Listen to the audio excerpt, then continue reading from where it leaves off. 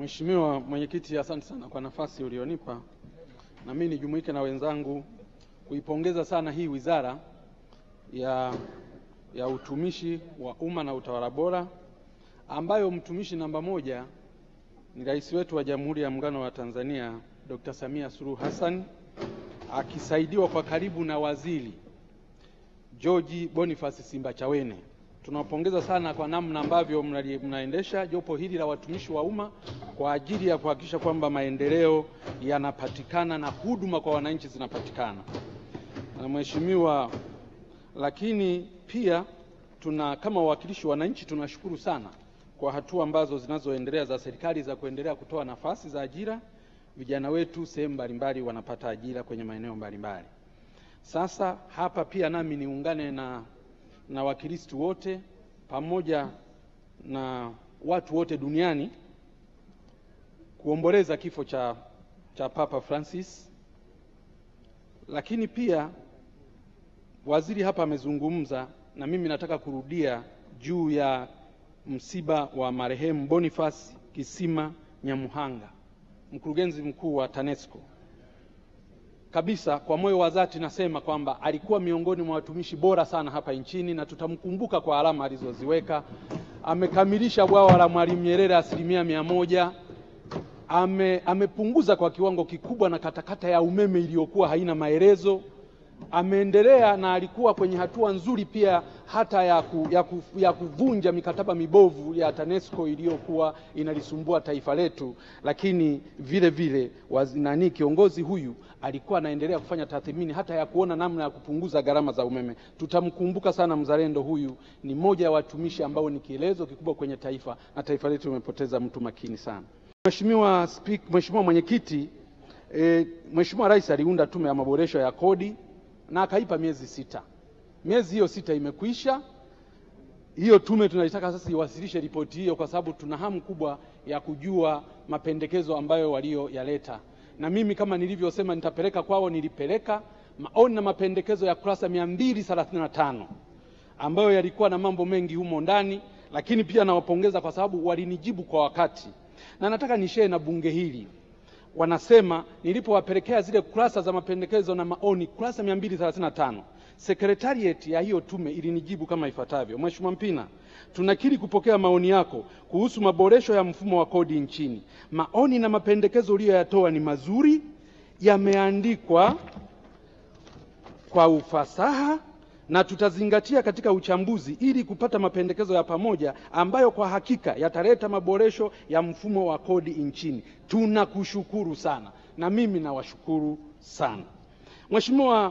Mheshimiwa Mwenyekiti, jambo lingine nataka kuzungumza hapa ni mihuri ya wenyeviti wetu wa vitongoji. Wenyeviti wetu wa vitongoji waliondolewa mihuri. Sababu za kuondolewa mihuri kwa wenyeviti hawa haina msingi wowote. Wenyeviti wetu wa vitongoji tunaomba mihuri yao warejeshewe. Zilikuwepo sababu zilizokuwa zinatolewa, eti wanauza ardhi, mara wanafanya kile, mara wanafanya kile. Hatujawahi kufanya hivyo. Hata Wizara ya Ardhi, wapo watumishi ambao wanagawa viwanja zaidi ya 2. Hatujawahi kuinyang'anya mamlaka Wizara ya Ardhi kwa sababu kuna baadhi ya mtumishi wa umma amegawa ardhi mara 2. Kwa hiyo wenyeviti wetu wa vitongoji warejeshewe mihuri yao. Waziri wa Utumishi, simamia hilo kikamilifu. Tumeongea, na mimi niongeze sauti kwa wenzangu waliozungumzia mishahara ya wenyeviti wa vitongoji, wenyeviti wa vijiji, wenyeviti wa mitaa na madiwani. Tumezungumza muda mrefu, sitaki kuongea, lakini nilishawishi bunge hili hii ndio bajeti ya mwisho. Tukifika kule mwisho, bajeti ya serikali tuikwamishe mpaka pale mishahara ya hawa viongozi itakapopatikana. Hatuwezi tena kuendelea kukubali tena na maelezo mengine zaidi. Mheshimiwa Mwenyekiti, tunaandaa hii bajeti yetu ya utumishi, na kama tunavyojua kwamba Wizara ya Utumishi na Utawala Bora kwa kweli ndio injini ya utekelezaji wa majukumu yote ya serikali. Ukitaka kufanikiwa unafanikiwa kwenye wizara hii. Ukiamua kuferi unaferi kwenye wizara hii, kwa sababu ndio inayoendesha shughuli zote za serikali.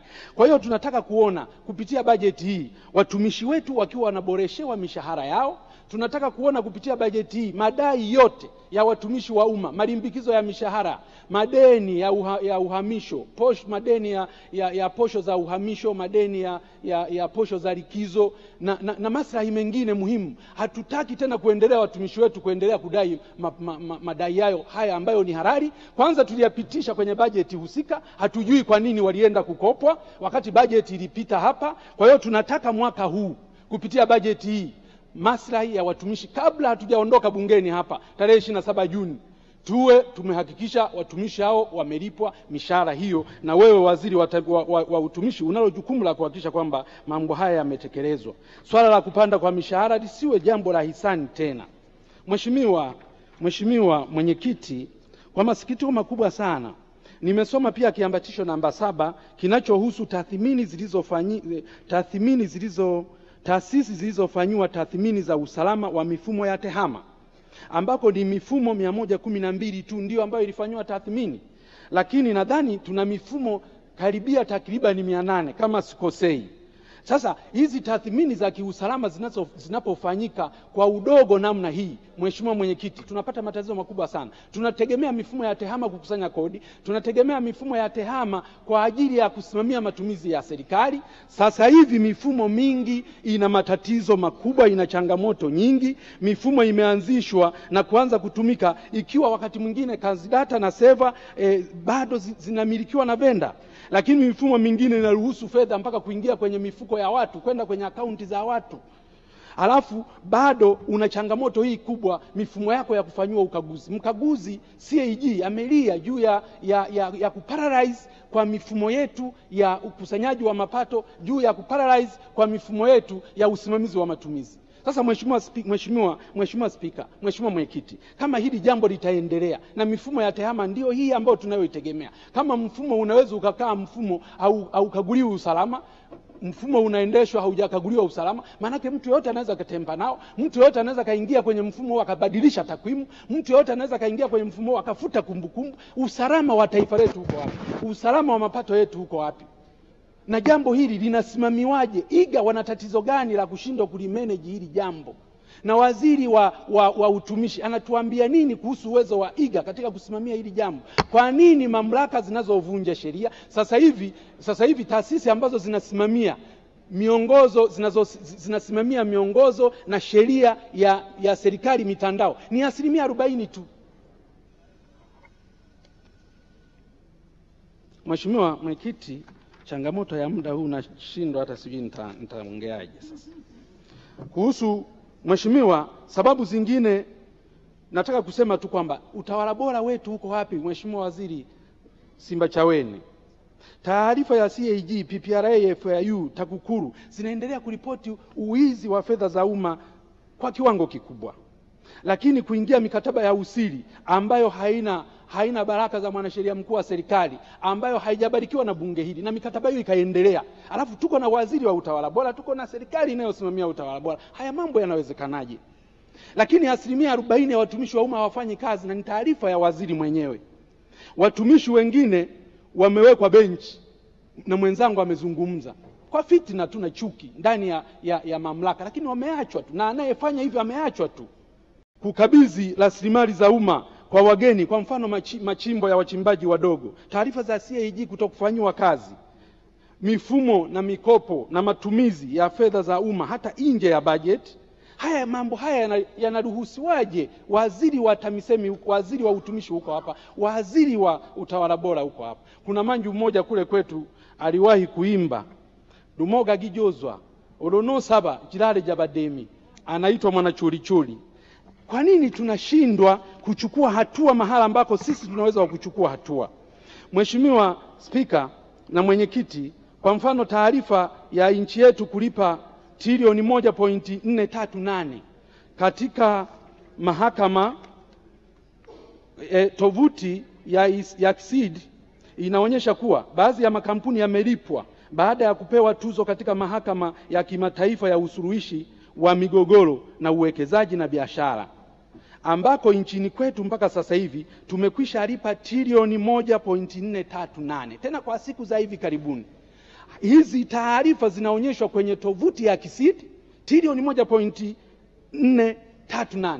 Lakini bunge hili halijawahi kuelezwa na waziri wa utumishi na utawala bora. Bunge hili halijawahi kuelezwa na waziri wa katiba na sheria. Bunge hili halijawahi kuambiwa jambo lolote isipokuwa kule akisidi kwenye tovuti ndio wanaonyesha tu trilioni 1.438 ambako hizi fedha hatujawahi kuzipitisha sisi na hatujawahi kuomba kibali na hatujawahi kuambiwa kwa nini serikali ilienda kushindwa katika madai hayo. Mheshimiwa Mwenyekiti, jambo lingine mpaka sasa hivi serikalini, kashfa ya wahamiaji haramu kuajiriwa serikalini. Wote tunakumbuka kwamba mkuu wa majeshi ya ulinzi na usalama CDF Jenerali Jacob John Mkunda alitoa taarifa akisema baadhi ya waomba hifadhi hao na wakimbizi au familia zao wameajiriwa serikalini kwa nafasi mbalimbali na wengine wamepewa teuzi serikalini katika nafasi zenye maamuzi. Nafasi za Watanzania zimechukuliwa na wageni. Kwanza tuna mfumo gani wa utumishi ambao unaweza kuruhusu mpaka mtu mgeni akaajiriwa? Tuna mfumo gani wa utumishi hapa nchini ambao unaweza ukaruhusu mpaka ukaruhusu mtu ambaye sio raia wa nchi hii akapata uteuzi ndani ya serikali? Tuna mfumo gani? Yanawezekanaje haya? Na taarifa hii kwa sababu ilikwisha tolewa, waziri wa utumishi na utawala bora, una shida gani, una kigugumizi gani kuitolea taarifa kikamilifu ndani ya bunge hili? Ni akina nani ambao wameajiriwa ndani ya nchi si raia wa Tanzania? Ni akina nani ambao wameteuliwa ndani ya nchi yetu sio raia wa Tanzania? Ni akina nani hao na vyeo vyao na hatua zilizochukuliwa na serikali? Kuna shida gani? Kiongozi mkuu wetu wa majeshi ametoa taarifa nyeti kama hii, halafu inanyamaziwa, haitolewi taarifa mwaka jana na hata mwaka huu. Tatizo ni nini serikalini? Asante sana Mheshimiwa Mpina.